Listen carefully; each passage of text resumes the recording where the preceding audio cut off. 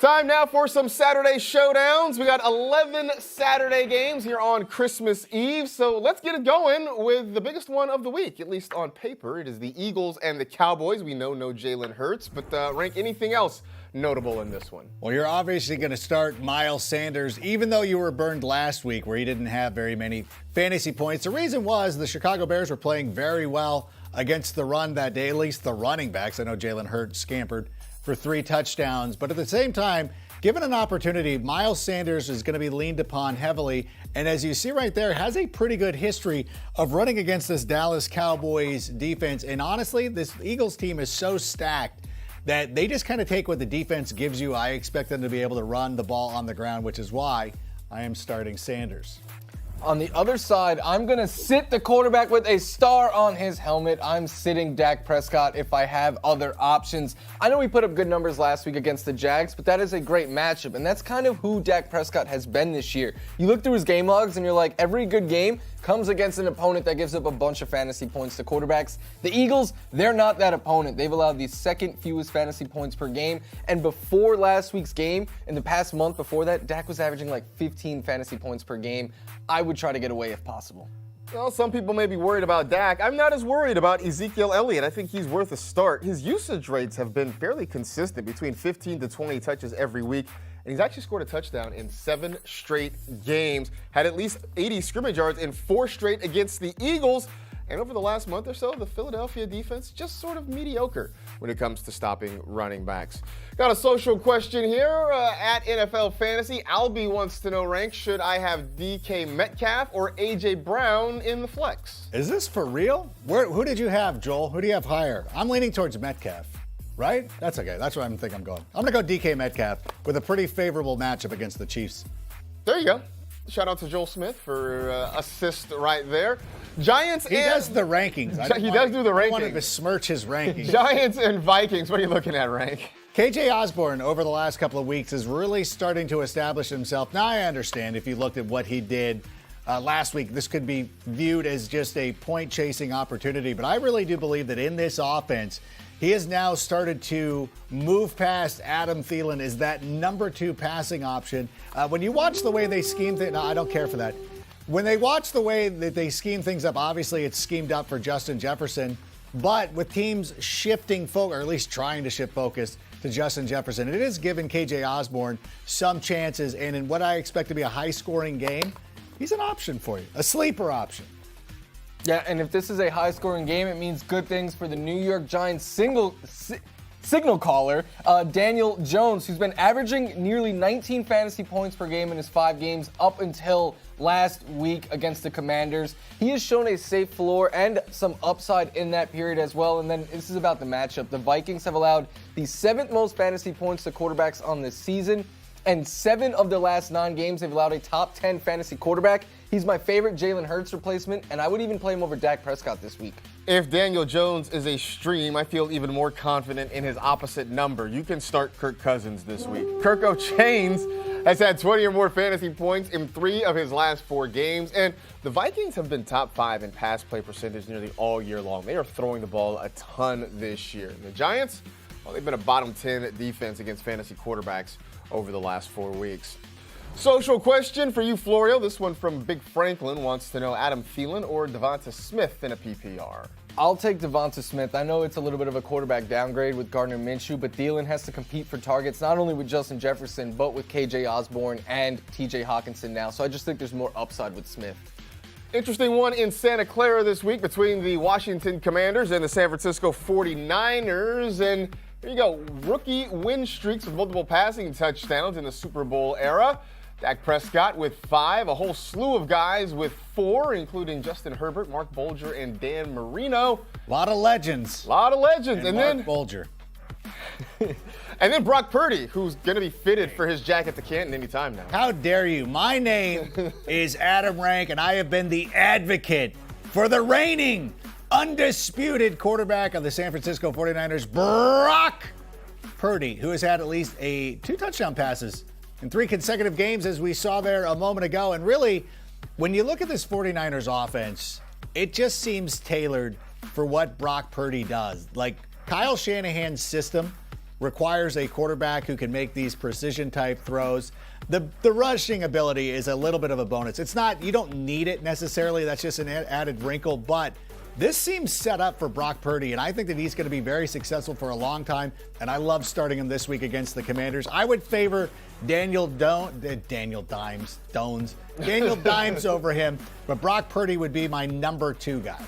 I like Purdy as well this week. Who I don't like is Brian Robinson. I think he is a hard sit. He's ran well as of late, but yeah, this is all about fading that 49ers defense. They've allowed a league low 15.8 fantasy points per game to running backs. You see on the screen, no running back has rushed for 60 yards in a game this season, and they've allowed over 100 less rushing yards than the next closest team in the NFL. So you do not start running backs, especially ones who don't catch passes. You don't start them against the Niners. The running back with the best fantasy game against the Niners this year is Christian McCaffrey. Now he's on their side.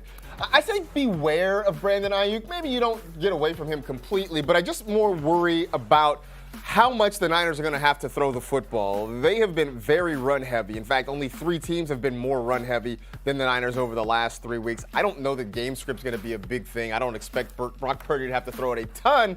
So there may just be fewer opportunities, and Washington's been pretty good against wide receivers over the last month. Let's get back to our Saturday showdowns. We got the Bengals and the Patriots. Let's make it positive, Rank. You know what? I'm going to say start Joe Burrow. Somebody asked me about Joe Burrow this week, and I'm like, what's wrong with you? Of course you're going to start him. Here's an interesting fact that I found. He has gone 6 consecutive games without being sacked more than 3 times, which, congratulations. I don't know. That seemed like a stretch, but our crack research team, led by Matt Okada, have done such a great job of unearthing those facts. I wanted to use them here, even though it's slightly football-y, which our showrunner just hates. But you know what? Joe Burrow has been excellent over the last number of weeks because he's being protected in the pocket. And so I don't think that the Patriots are going to be able to get to him, which means a lot of production. So start Joe Burrow this week. The only quarterback I told people to start over Joe Burrow was Justin Fields. Interesting. And to be negative, I'm going to say sit every Patriot not named Ramondre. Look, Mac Jones, he is tied for the second fewest touchdowns amongst qualified quarterbacks. He has just 1 end zone completion, as Patrick pointed out during Facts this week, and it was a one-handed catch by Ramondre Stevenson. New England has 1 offensive touchdown or fewer in 5 of their last 7 games, and I know normally you could be like, hey, at least we could trust their defense. Yeah, I don't want to play any defense against Joe Burrow and the Cincinnati Bengals offense. So if he's not named Ramondre, get away from him. I think that you can maybe play Joe Mixon, but I'd be a little wary of what his potential is this week, mostly because Samaje Perine starting to eat into his opportunities. Mixon's snap share went from nearly 70%. It's dropped under 60% because Perine starting to get more work. And the Patriots have a top 10 run defense. They've given up the second fewest fantasy points per game to running backs.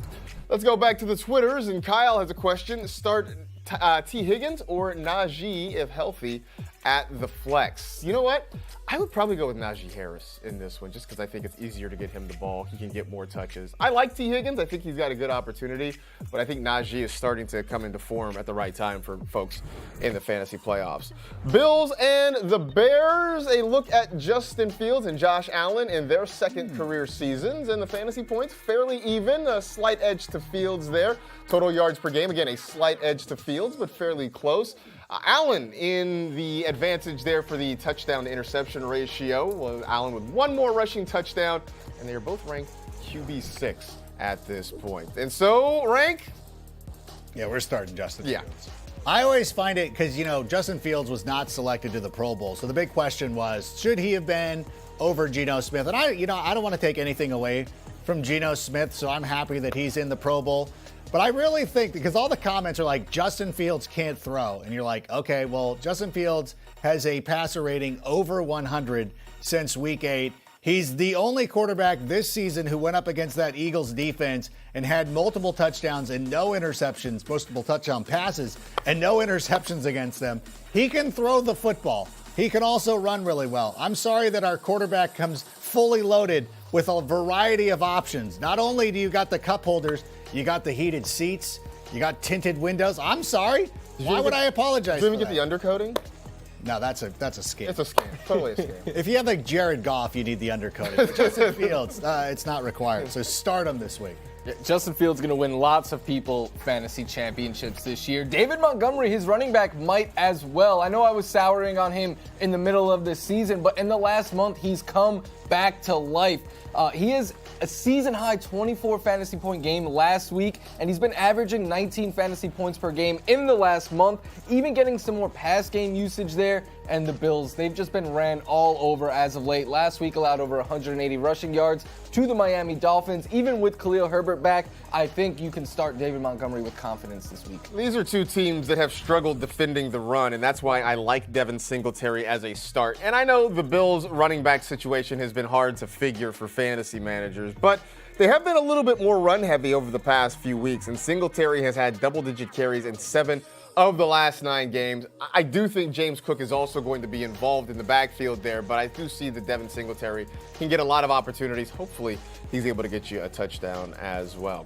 Lions and the Panthers, cat-on-cat crime. What do you like, Rank? Well, I have a sleeper in Terrace Marshall Jr. going up against that Lions defense, that is not allowed, that is just not very good. I was going to say they don't tackle. They don't play much defense is what happens. This Lions team, as noted earlier this week, does very well against the run, which is why Marcus was there dissing Donta Foreman. But they can throw the football, and I expect Sam Darnold to do it. Even though game time temperature is expected to be 0 degrees, I still think that they will throw the football. And if they're throwing the football, it means you can stream Sam Darnold. Look, you want to know how well Sam Darnold's been playing lately? He has thrown at least 1 touchdown and no interceptions in 3 straight games, the longest streak of his career. But the real reason here is the matchup against the Lions. Not only do they allow the most fantasy points per game to quarterbacks, last night you watched Zach Wilson play and struggle in a very good matchup. The Lions allowed Zach Wilson to be a top 10 fantasy quarterback last week. That just gives me confidence in streaming Sam Darnold. We'll see how an Orange County kid does with below freezing He'll be temperatures. fine. All right. I say you beware of Jamal Williams. It is freezing. Well, 32 is freezing, technically. I'm just going Celsius. Oh, there you go. Jamal Williams, I say beware of him because it's turning into a 3-headed backfield there in Detroit with DeAndre Swift and Justin Jackson. Williams has had fewer than 40 scrimmage yards in 3 straight games, and the Panthers giving up the 3rd fewest fantasy points per game to running backs over the last few weeks. Over to Twitter, and B Money wants to know, Rank, should he go DeAndre Swift or Michael Pittman Jr. in the flex spot? Oh my gosh. I don't know that I can get away from DeAndre Swift. I know that I shouldn't do it. What do you think, Joel? Joel's not liking it. I like DeAndre Swift. I mean, I think he's a fine player. I think I'm going to go DeAndre Swift. All right, Rank has spoken. DeAndre Swift it is. Aaron Rodgers, we've seen over the last couple of weeks that despite good matchups, has really been handing the ball off. Now, we have to wait on the status of A.J. Dillon, and Aaron Jones played pretty well. And I just trust Daniel Jones based on a volume situation, so that would be my pick. I don't think that you could go wrong either way. I do like to have Brian Robinson on the bench. That's a pretty good option. Although, if you're going to, I'm trying to figure out, too, if you were going to go with Aaron Rodgers, maybe you want to back it up, maybe try to put A.J. Dillon in there, but I love Najee Harris in the flex. So otherwise, I think I would stick. I would switch to quarterbacks, but that's just me. There it is. So you got some quarterback decisions possibly to make. We'll see. Florio, this one from Kunapuli, who needs some help with their lineup. Yeah, this is another really good lineup. I think you have it set pretty close. I love Darius Slayton, but I'm not sure if I can get him in over Amari Cooper or Mike Williams. I think you did it right. Sitting both of those Jets, you must be feeling great right now. The tight end is the one thing I would change. I would get Cole Kmet out of my starting lineup, and I would plug in Juwan Johnson. Juwan Johnson has just been playing great football as of late. He was the tight end 2 last week, scoring nearly 23 fantasy points. Since week 7, he's averaging close to 15 fantasy points per game. That's kind of what early season Mark Andrews was giving us. And then we were saying, oh, he doesn't have a safe floor if he doesn't score a touchdown. That's even starting to change. And then Cole Kmet, potentially bad weather. The Bills have been tough on tight ends. I would just make that swap. Johnson was once a sleeper. He's probably just elevated to a guy that you start pretty much every week now, depending on your options. One last one. This one from Trin Chin. And, well, first off, good call, not starting Zay Jones, because that was a rough night for him. 4 targets. Yeah, and like losing yards on a carry there as well. I see you got Zach Moss in the flex. And I like Zach Moss this week, but I don't like him as much as A.J. Brown, who's sitting there on your bench. So that's an easy flip right there. And we've talked a little bit about the Eagles situation this week. We know no Gardner Minshew, or no Jalen Hurts, Gardner Minshew instead. And I don't care. I don't care who the quarterback is. I don't care what the matchup is. A.J. Brown is just that good that he belongs in your lineup every week. You see that there. The Cowboys giving up the 4th most fantasy points per game to wide receivers. So start A.J. Brown. The other thing I would take a look at, and this one is more kind of a gray area, but you got Ramondre Stevenson as your second running back. Maybe you flip-flop him with Isaiah Pacheco. But you know what? That really is sort of a preference there. I think both of them are very similar. I could see them both having similar production. I don't know. Chiefs score more points, so maybe that is the deciding factor in that one. Good luck, of course, to all of you who sent in your lineups, and good luck to all of you who lineups we didn't set. Maybe you can find your way through to a championship situation next week. Back into our Saturday showdowns. We got the Seahawks and the Chiefs. Rank, what's up? We got to start Geno Smith. Yes, we do. There is every week it feels like we're tempted to not start him. Like we're trying to find reasons like maybe I'll go with the flavor of the month, whoever that might be. It seems like it's Daniel Jones, according to this show so far. And of course, coming up next on NFL Total Access on the waiver wire hot sauce, I will say this though. Geno Smith has had close to 20 fantasy points in 6 of 7 games. He is one of the most reliable guys, and this really sets up for a high-scoring contest. Again, both teams have something to play for. The Seahawks are playing for their playoff lives, and if they find themselves down by a significant or even a slight margin, they're going to have to throw the ball a lot more than they want to. I can see some dump-offs to Kenny Walker. You got to start Geno Smith. Pro Bowler Geno Smith. I think on the other side, you have to start Jerick McKinnon. He's been the RB1 in each of the last 2 weeks, giving you over 32 fantasy points with at least 8 targets, over 100 yards, and multiple touchdowns in each game. And I just think the Chiefs are a smart organization. He was a big part of their offense in the playoffs last year. They kind of took their time fully acclimating him this year. You don't want to waste his touches in the regular season, but now he is a go, and he should be in your lineup, especially because the Seahawks have allowed the 2nd most fantasy points to running backs, and they are in the top 7 in catches and receiving yards allowed to the position. Over to the Saints and the Browns, and ranked next man up at wide receiver for the Saints. Huh? Yeah, we're looking at Rashid Shaheed, of course, with Chris Olave not expected to play. Jarvis Landry was placed on the IR. Shaheed has been a pop player. Like, he's made some great plays, and he's been a part of That Helps No One, and we've enjoyed watching what he can do on a football field. Now's an opportunity for him to go out there and really show his stuff. He's got a decent enough matchup in the fact that Andy Dalton, throughout the course of his career, and of course most of this time was with Cincinnati, has played so well against the Cleveland Browns. So I think if you're in a desperate situation for a wide receiver, or perhaps you're just looking for a DFS play, I would take a look at Rashid Shaheed.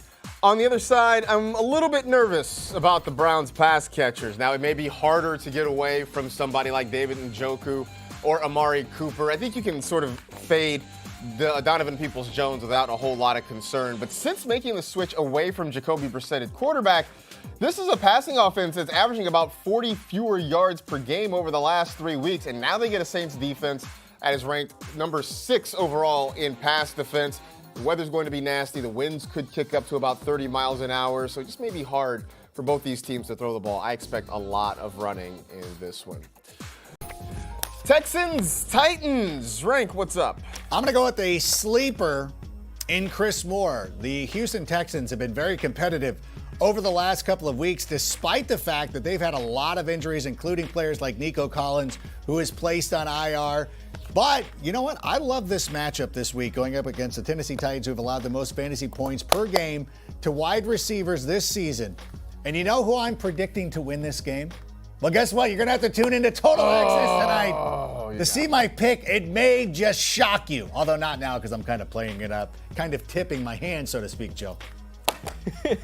I like Chris Moore as a sleeper. I also like Treylon Burks this week as a sleeper. And in his last 3 games, you see there almost 15 fantasy points per game. The last we saw him, he was burning the Eagles secondary downfield for a long touchdown. Haven't seen him in a couple of weeks because of the injury, but we know that he brings a high upside as the Titans' best downfield, just their best receiver overall. He's a little bit more boomer bust now with Malik Willis, but there's upside here if you need to swing for the fences. We got Falcons and Ravens, which according to the Twitter rumor mill could be the Lamar Jackson Bowl, but we got some more pressing issues right now. What does that mean? I have no idea. Drake London. I'm going to start him this week against the Ravens, they're okay. Their defense, clearly not the same. I know that Roquan Smith got to the Pro Bowl. Congratulations to him. First Pro Bowl appearance, by the way, even though he played excellent for years in Chicago. The thing is, Drake London is starting to develop a rapport, I hope, with his quarterback for next season. I don't know. I'm now rattled, but I think that Drake London's going to go out there and have himself a ball game, so I'm going to start him.